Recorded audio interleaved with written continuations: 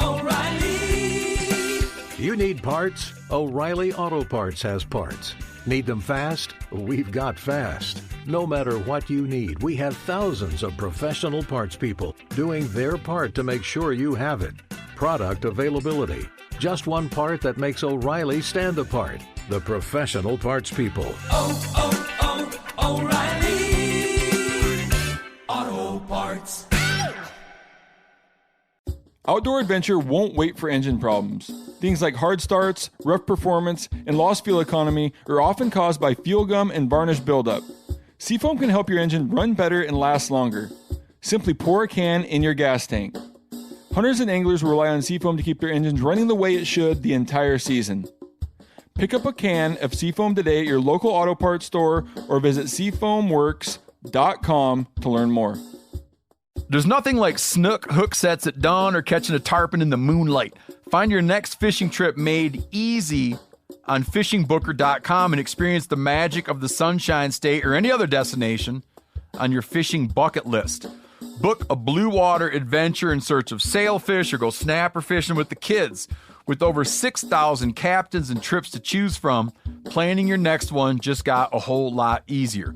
Download the Fishing Booker app on the Google Play or App Store or visit them online at fishingbooker.com to book your trip today.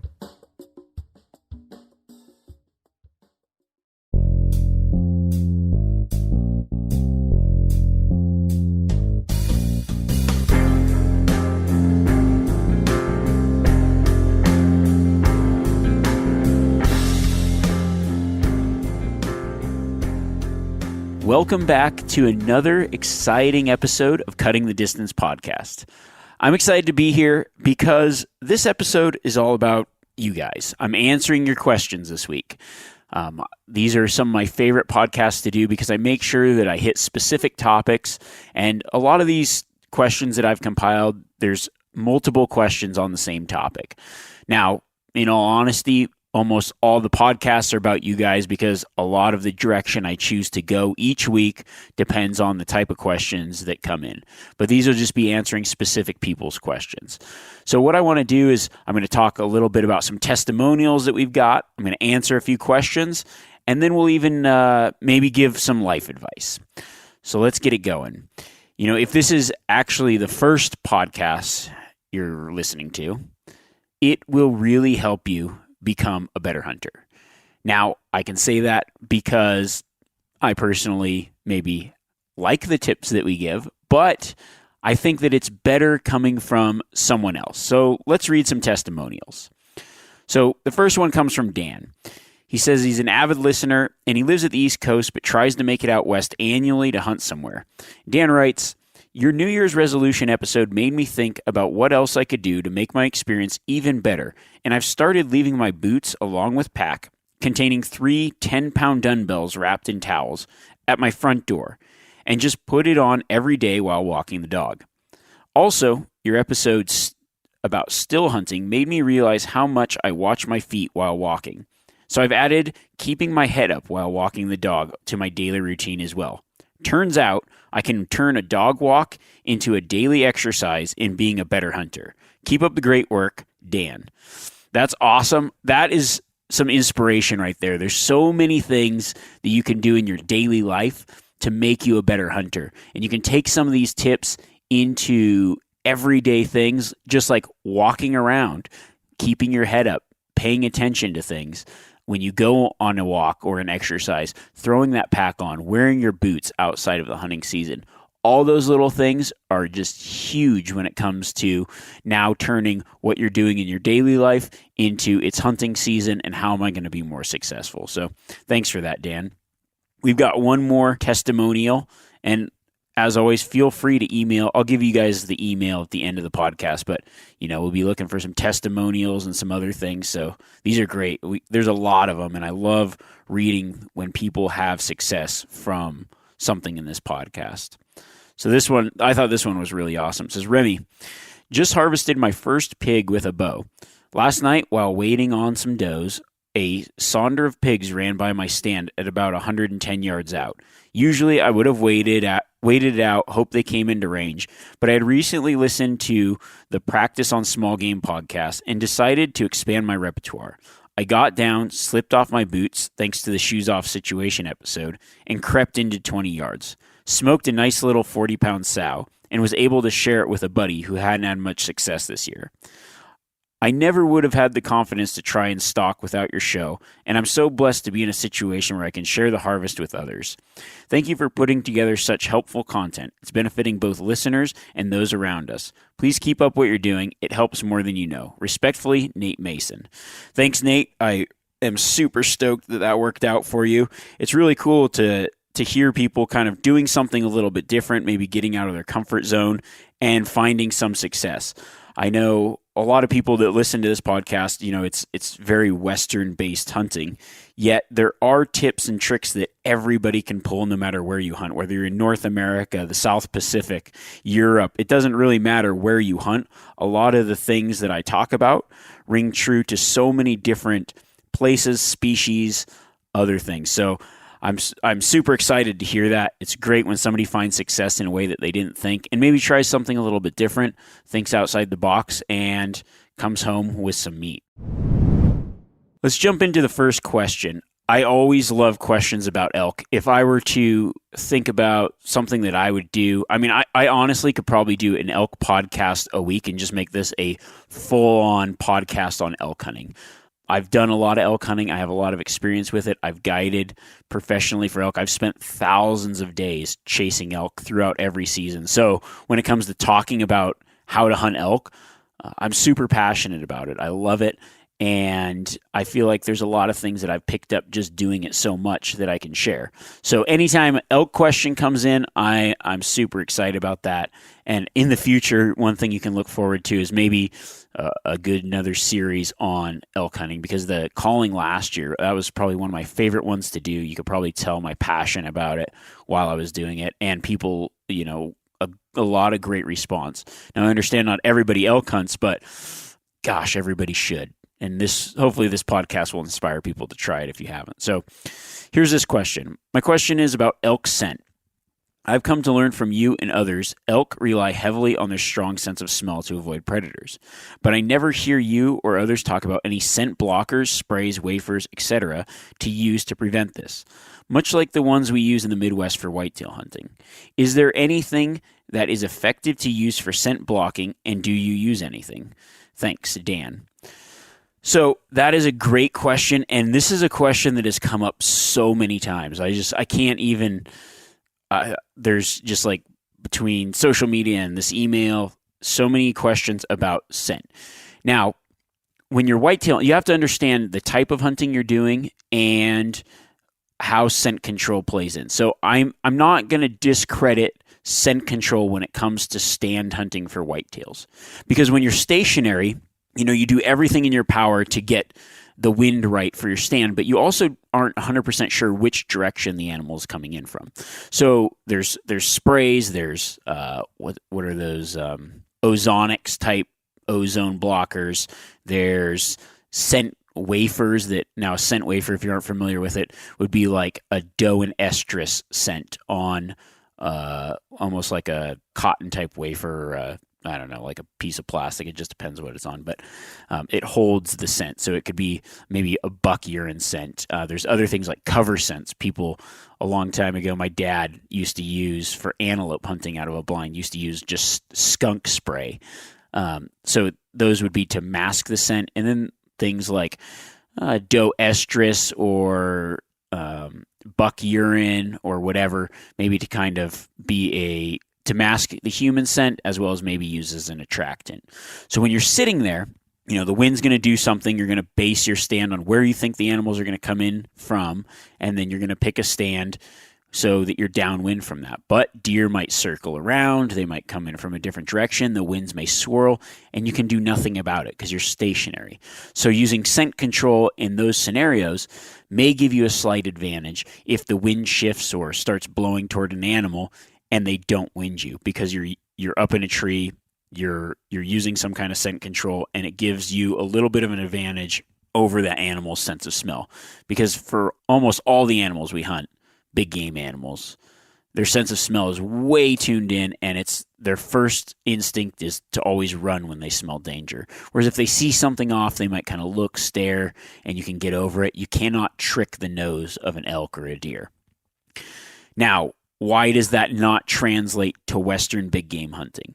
Well, it's the style of hunting. So when we're talking about spot and stalk and moving around elk hunting, in order to kill an elk, you could sit a stand, and that is possible. So I would say that if you were stand hunting for elk, sure, use the scent blockers, use the sprays, use the ozones. If you're sitting in a blind or whatever, you could even use scent wafers, whatever. Now, if you're hiking around, that stuff is immediately rendered useless as soon as you start hiking, because what happens is your body starts sweating, the sweat goes on the outside of your clothing, you're moving around. So in order, scent control for spot and stalk hunting, still hunting, hunting on the ground is just using the wind. There's no better scent control than getting the wind right. So that's going to be your number one focus. So it doesn't matter how much spray you spray down with. If that wind shifts after you've been hiking and running around the mountains, they're going to smell you. I know because I've tried it. I used to bring a bottle of spray down stuff on hunts with me. Before I'd stalk a mule deer, I'd spray down. And it's not a bad idea if you've got some swirling winds. Maybe it'll give you a slight advantage. You will notice, like the first day that you hunt, animals are less likely to wind you. But on a backcountry hunt, you aren't showering every day. Your clothes aren't clean. You know, I'll wear the same pair of clothes every day for 5 days just because that's the feasible way to hunt. So scent control kind of just renders itself useless because when the wind shifts, no matter what you do on top of it, they're going to smell you.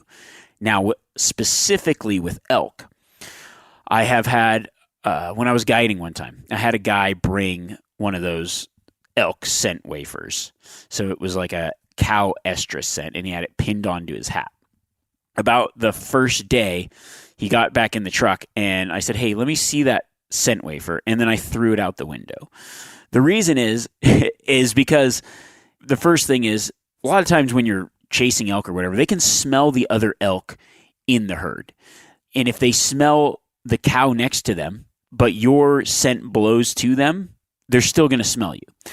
Like the live elk won't mask your scent. So just adding it to yourself really isn't going to help. The other crucial thing in elk hunting is I use my nose a lot when hunting.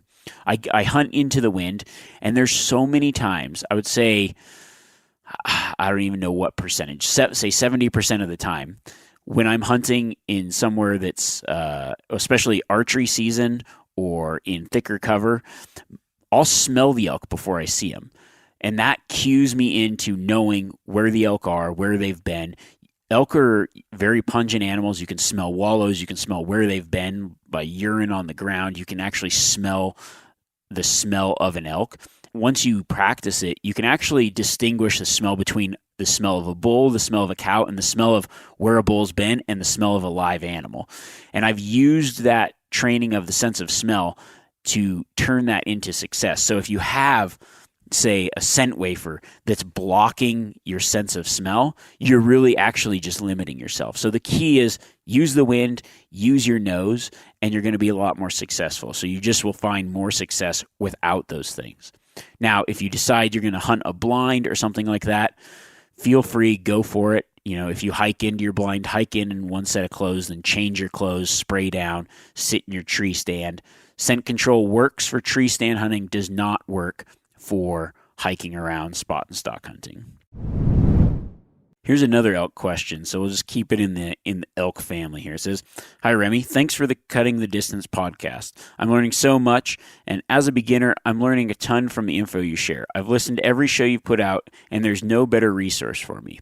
Would you be willing to do a show on how to go from basic archery skills and some hunting experience to archery hunting elk? It seems like a huge leap for me. I've hunted for pigs with a guide and done waterfowl and upland hunting with friends and mentors.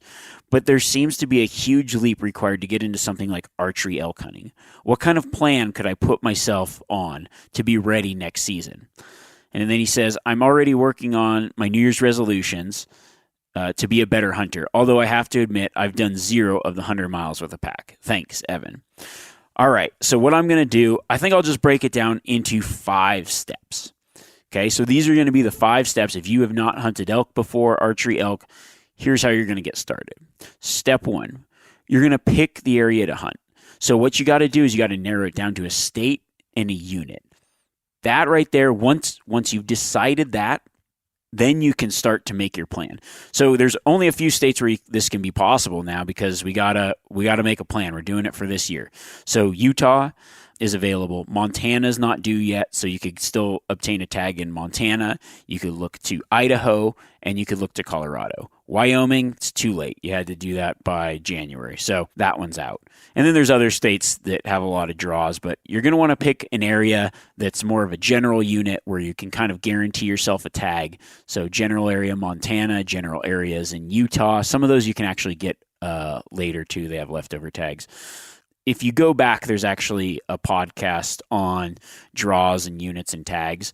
So definitely listen to that and then kind of make a plan and find somewhere to hunt. Once you have that, you can narrow it down to a unit you're going to go to. Now, step 2, plan a week in mid-September. So you're going to archery hunt. You want to find a hunt that hits the peak of the rut. It's just going to be better for you. I prefer either the mid-September. So I'm actually going to pull up my calendar right now. I'm going to pick some good dates for you. I don't have them off the top of my head, but normally around the 19th. I always just find the 19th is kind of like peak rut. So, this week you've got a Saturday, the 19th, and you can hunt to the 26th. Man, that should be a good date to hunt. A little bit early would be that week before, but if you're going to go weekend to weekend, if I was to pick one weekend, I would go the 19th to the 26th. That's just, peak rut if you can swing it. So step 2, pick a date in September. And you want to try to get peak rut because if the bulls are bugling, they're going to be easier to find. It's easy for elk hunting's cool for something during archery season for people that have never done it because if you're in an area and you aren't finding elk, sometimes they'll just yell at you and tell you where they're at. They're like, "Woo! I'm over here, dude." So that's great. Now, step 3. This is the research section. You've got your unit. You've got your dates. Now, talk to people that have maybe hunted the area. Go use social media for good. Find people that have maybe hunted that certain area. Talk to them. Maybe read some stuff on Fish and Game websites about the unit.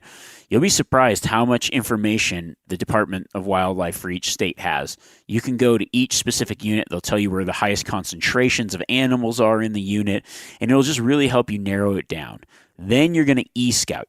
At home, at night, maybe every night before bed, you can take your maps out, get the Onyx Hunt app. That's honestly the best. I don't think there's a day that goes by that I'm not on that. Just completely scouting new areas, looking at new stuff, maybe trying to find something new because it's got the unit borders, it's got everything. Go back to one of my e-scouting podcasts, re-listen to it with that in mind, like have it out, look at it, listen to it.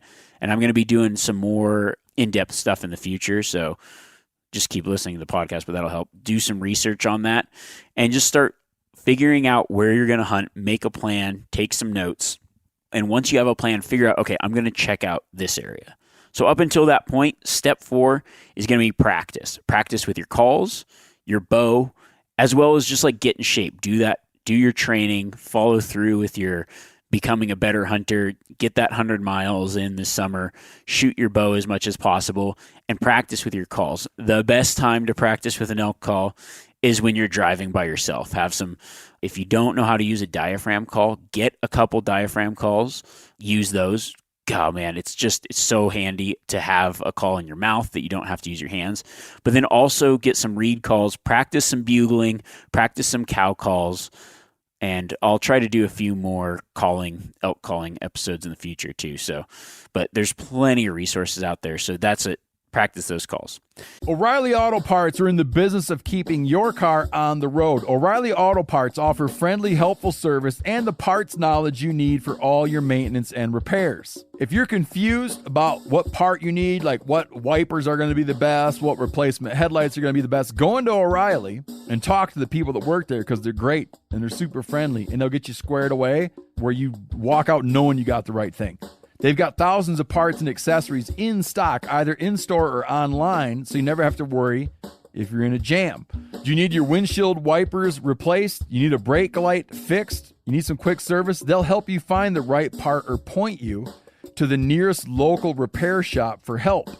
The professional parts people at O'Reilly Auto Parts are your one-stop shop for all things auto do-it-yourself, and you can find what you need in-store or online. Stop by O'Reilly Auto Parts today or visit us at O'ReillyAuto.com/MeatEater. That's O'ReillyAuto.com/MeatEater. We've all seen plenty of gadgets and fads come and go, but here's one product that stood the test of time: Seafoam Motor Treatment. Lots of hunters and anglers know that Seafoam helps engines run better and last longer. It's really simple. When you pour it in your gas tank, Seafoam cleans harmful fuel deposits that cause engine problems. I'm talking common stuff like hard starts, rough engine performance, or lost fuel economy. Seafoam is an easy way to prevent or overcome these problems. Just pour a can in your gas tank and let it clean your fuel system. You probably know someone who has used a can of Seafoam to get their truck or boat going again. People everywhere rely on Seafoam to keep their trucks, boats, and small engines running the way that they should the entire season. Help your engine run better and last longer. Pick up a can of Seafoam today at your local auto parts store or visit SeafoamWorks.com to learn more. There's nothing like snook hook sets at dawn or catching a tarpon in the moonlight. Find your next fishing trip made easy on fishingbooker.com and experience the magic of the Sunshine State or any other destination on your fishing bucket list. Book a blue water adventure in search of sailfish or go snapper fishing with the kids. With over 6,000 captains and trips to choose from, planning your next one just got a whole lot easier. Download the Fishing Booker app on the Google Play or App Store or visit them online at fishingbooker.com to book your trip today. Now, step 5, execute your plan. You're going to pack up your truck. You're going to do whatever it takes. You're going to get out. You're going to get into the unit. You're going to have a plan based on a map. You're going to follow that map and then start hunting. Start looking for elk.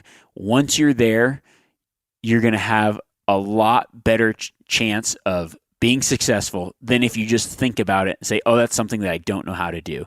The key is to just dive in, to get out there. Whether you're successful or not, you're going to learn something on that trip that's going to help you in the future either way. But odds are, if you're out there, the chances of getting an elk are a lot better than, or infinitely better than if you stay home. Also, if it's your first time, man, invite someone to go with you. Find somebody that might be interested. It's a lot easier mentally and just splitting costs of travel and doing something new like that if you've got a buddy with you. So go out with a buddy, find a buddy to go with you, and enjoy the experience. And that's it. Just do it. And also, one thing to think about when you start planning that trip, scroll through the list of the past podcasts. There's something that kind of covers every one of those steps. So once you have that in mind, re-listen to those because you'll probably pick up things that you missed the first time if you already listened to it. And I suggest that for everyone. If you're planning something, there's something in one of these podcasts that kind of lines up with what you're planning on doing. It's something that you want to learn more about. Do that, and then maybe even take some notes on things. Okay, I need to know this a little bit, and then find out, do a little more research on it.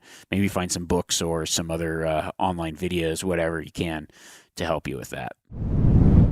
I like this question because it relates to a lot of things. I think I actually kind of wanted to do a whole podcast on this, but I want to talk about it just for a little bit here. So it says early season scouting tips for deer and elk, as in what to look for when scouting for elk as far as terrain, how early and when should I stop scouting for deer or elk, and what to do if you're seeing animals during this scouting season, but they disappeared during the hunting season.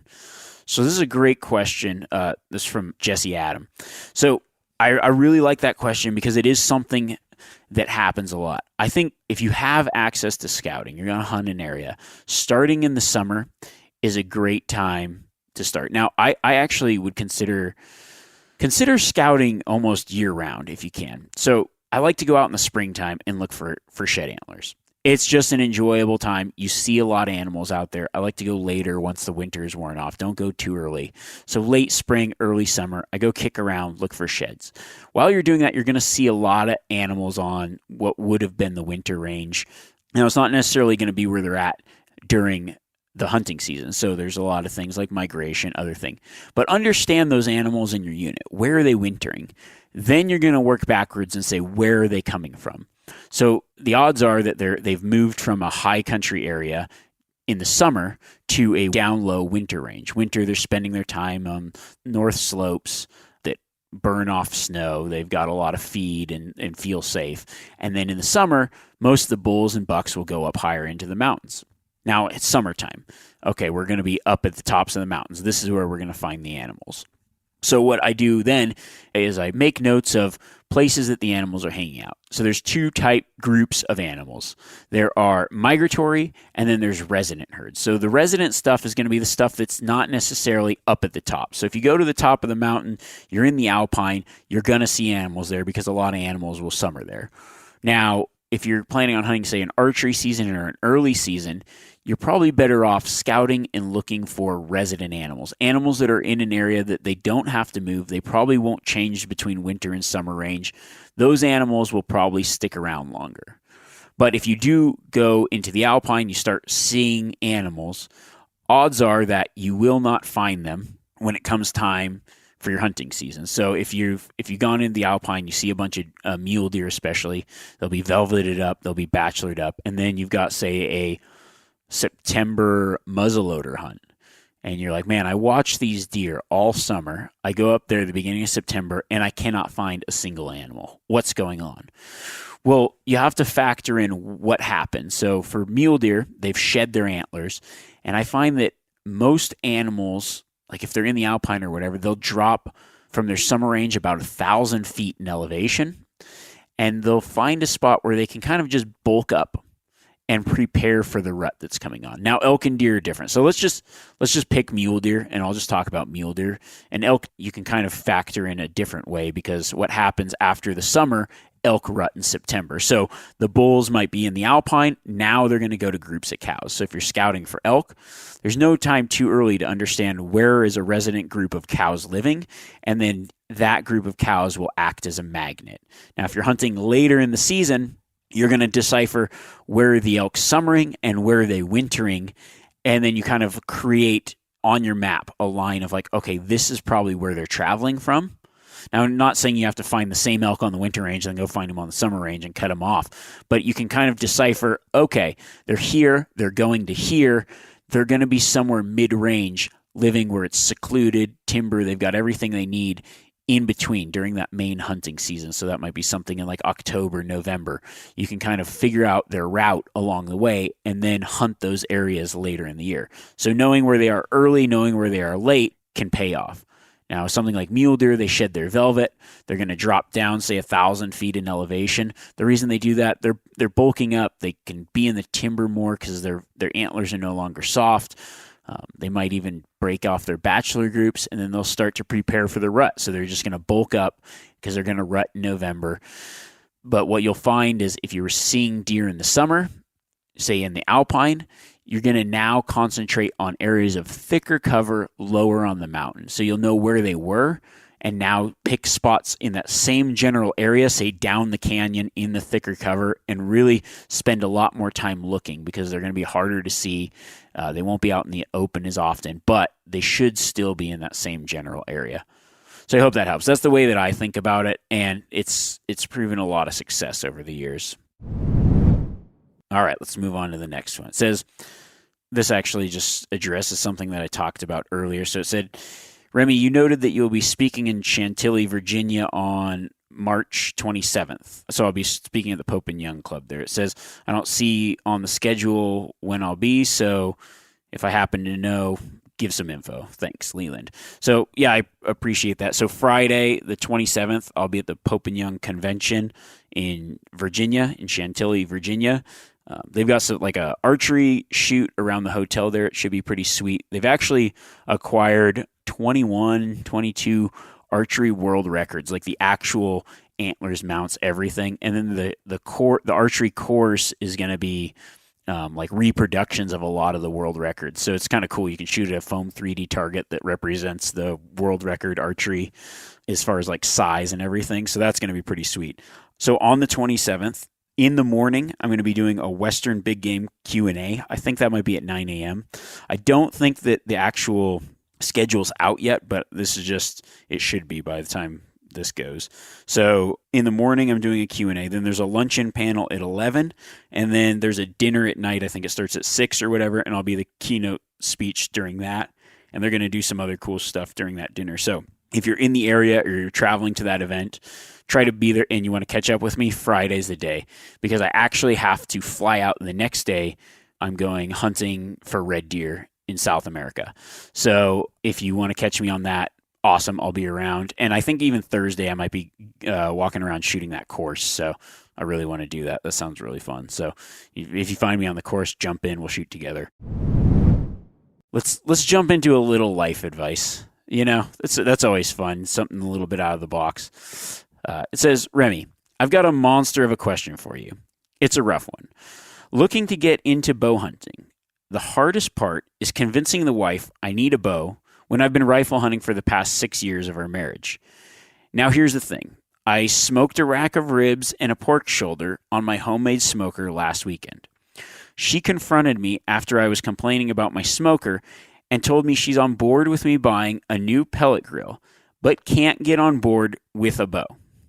What say you? Do I keep fighting the uphill battle, or do I concede and get the smoker? I told you this was a rough one. That's from Chad in Ellisburg, Washington. All right, Chad, that is a tough one. Here's the thing. I think maybe you're just going about it all wrong. Now, you built a smoker, and the smoker works, and I understand wanting the pellet grill. So if you can get the pellet grill, gosh, that's a tough one. You're rifle hunting. That's great. Hopefully you're bringing home some meat. Here's my thought. If you want to get into archery hunting, but your spouse might not be on board, I think that you should make it a thing that the both of you can do together. Now, I don't know your wife, but I know that shooting a bow doesn't necessarily have to be about hunting. And there's plenty of people who I know whose wives really enjoy shooting. I've got friends that don't even hunt, that they go, I'm like, I didn't even know you could shoot a bow and not hunt. But what I would suggest is maybe before you do anything, make it a date. Go find a really good range that has rental equipment and a good instructor. Go out and make it a thing that the two of you can do together. Because I found that if there's anything you want to add to your life and you're taking time away from one thing and putting it into another, if you can make it about the both of you, if she starts to enjoy it, then you're going to get a lot more support for it. Now, I don't know how you and your wife work. Like if you're a good coach or if new into bow hunting, maybe you both find somebody. There's plenty of ranges all over the place where they get kids, women, new hunters, new shooters just into shooting. Find something like that. Make it a thing, make it fun. Go do that and see if she enjoys it. Because the act of shooting a bow is really, I find it extremely enjoyable. I just got my wife into shooting a bow and she absolutely loves it. Now, she enjoys hunting too, but it wasn't something she was always into. So actually was it yesterday? We were out shooting in the backyard. She shot a perfect shot on the target and then actually like Robin Hooded the arrow. And once that happened, I mean, I'm pretty sure she's hooked for life. So if you can get her on board, this might seem devious, but if you can get her on board, she's going to be way more likely for you to get on board. So I would go that route, because if it's going to be an uphill battle, just make it something that you guys can do together. And if it doesn't work out, it doesn't work out. You should definitely take the offer of the pellet grill, though, while it's on the table, because that doesn't mean that the bow's out of the question forever. You know, small victories, man, small victories. So if you got that pellet grill, you can make her happy. You can keep on cooking some good stuff. And maybe, I don't know, or you just perfect that homemade smoker, sell those on eBay, or trade a guy on eBay a homemade smoker for a used bow. That's also a great idea. Buy the smoker, trade the old smoker for a used bow. A little bit of life advice. I don't know. That was kind of fun. So I'm going to really dig deep for next week and find some fun stuff to talk about, going through some more of these questions, because I couldn't really get to all of them. But I'll tell you what, in closing, if you have some questions, maybe you listen to this podcast, other podcasts, and you want your question answered, email me at remy@themeateater.com. And then you guys can throw in some testimonials. You can throw in some questions. And if you just want some general life advice that isn't about hunting, throw those out there too. Those are kind of fun as well. I'm sure just mix it up a little bit. To help in the organization of it, if you have a testimonial, put that in the first part of the subject line. If you have a question, put that in there. And if you just have some life advice, put that in there. Maybe we'll get some funny stuff. So I'll try to do these. I try to, it's fun to do them about once a month or whatever, but if you've got those questions, email them there.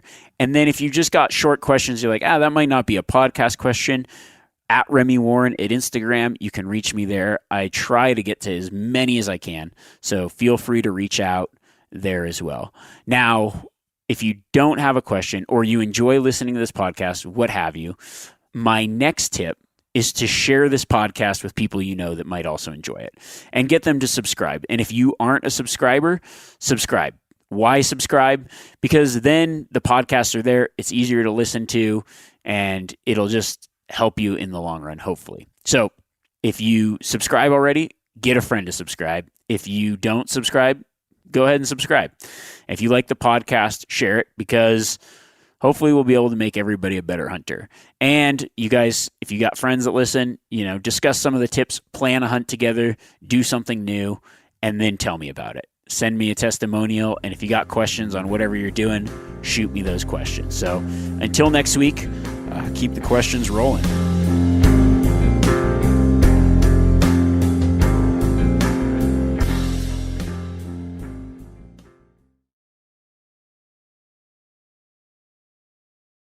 Outdoor adventure won't wait for engine problems. Things like hard starts, rough performance, and lost fuel economy are often caused by fuel gum and varnish buildup. Seafoam can help your engine run better and last longer. Simply pour a can in your gas tank. Hunters and anglers rely on Seafoam to keep their engines running the way it should the entire season. Pick up a can of Seafoam today at your local auto parts store or visit seafoamworks.com to learn more. You ever get that feeling the walls closing in, the concrete jungle suffocating you? You crave some wide open spaces, the chance to connect with nature, maybe in a spot all your own. Well, head over to land.com. They've got ranches, forests, mountains, streams, you name it. Search by acreage. You can search by location. You can search by the kind of hunting and fishing you're dreaming of. Land.com. It is where the adventure begins.